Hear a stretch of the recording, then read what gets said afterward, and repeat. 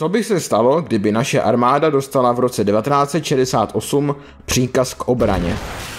Byli bychom schopni se ubránit a jaký by mohl být průběh takové války?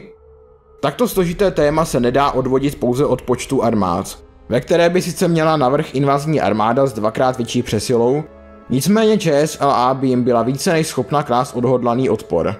Logikou toho, že bychom z dlouhodobého hlediska nemohli vyhrát proti 5 zemím ještě k tomu Sovětskému svazu, se také řídit nemůžeme, protože čím více ztrát by země Varšavské smlouvy kromě Rumunska utrpěly, tím více by rostl protikomunistický odpor. Jinými slovy, budoucnost není daná a tak se mohl svět, kde by se Československo bránilo, vyvinout strašně moc směry. Pokusím se v tomto videu popsat možný průběh takového konfliktu, jak by mohl skončit a kolik možných dopadů by to mělo pro nás i pro celý svět. V roce 1968 se k moci dostalo reformní křídlo KSČ, které prosadilo liberální akční program, který zahrnoval zvýšení svobody tisku a částečnou liberalizaci ekonomiky. Nic z toho se avšak nelíbilo Moskvě, která tuto snahu začala vnímat jako potenciální kontrarevoluci, která sebou stáhne Československo na západní stranu. Moskva začala vypracovávat plán invaze a nahrazení reformního křídla komunistické strany. V tom jim měli pomoci členové ústředního výboru KSČ, kteří poslali zvací dopis, ve kterém žádali o intervenci sovětských vojsk proti takzvané kontrarevoluci. V noci z 20. na 21. srpna překročily československé hranice armády Sovětského svazu. Polské lidové republiky, Maďarské lidové republiky, Bulharské lidové republiky a Německé demokratické republiky. Nejvyšší orgány komunistické strany Československa vydají rozkaz k obraně suverenity Československé lidové republiky a po Československu je odvysíláno prohlášení všemu lidu, ve kterém bylo řečeno, že vojska Varšavské smlouvy nevstoupily na území Československa s většinovým souhlasem ústředního výboru komunistické strany Československa a měl by jim být kladen odpor všemi dostupnými prostředky. Československému velitelství by bylo jasné, že je půlka Československa již ztracena, ale nepřátelské kolony by byly v takovém případě snadným cílem pro naše pancéřovníky.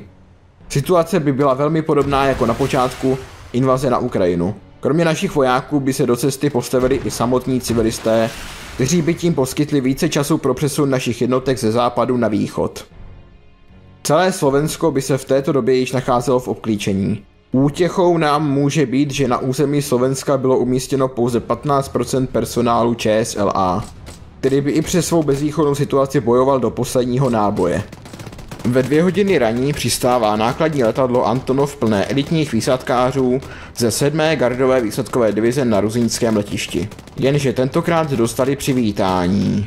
Výsadkáři by měli za úkol ovládnout letiště, vyřadit z provozu protivzdušnou obranu Prahy a zajmout představitele KSČ. O hodinu později by výsadkáři přistáli i na letišti v Brně, Hradci Králové, Pardubicích a tak dále. Je ale možné, že by některá letadla byla sestřelena ještě ve vzduchu. Přestože 800 letadel protivníka mělo výhodu prvního náletu, tak by naše letectvo nebylo ani zdaleka vyřízeno a našich 1061 migů sestřeluje nepřátelská letadla. A dokonce by mohli podporovat pěchotu v ničení nepřátelských kolon. Boje by probíhaly také o stanice veřejné bezpečnosti, které by se postavily cizím armádám se škorpiony v rukách.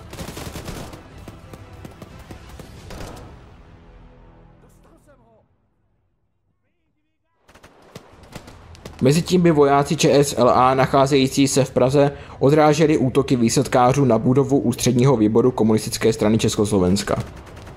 Všichni důležití představitelé vlády by byli nejspíše evakuováni někam do jihozápadních Čech. Postup vojsk Varšavské smlouvy by tak byl velmi pomalý a plán obklíčení Prahy skupinou armád z NDR a Maďarské lidové republiky by se setkal s tuhým odporem anebo by byl odhodlanými tankovými útoky zastaven úplně.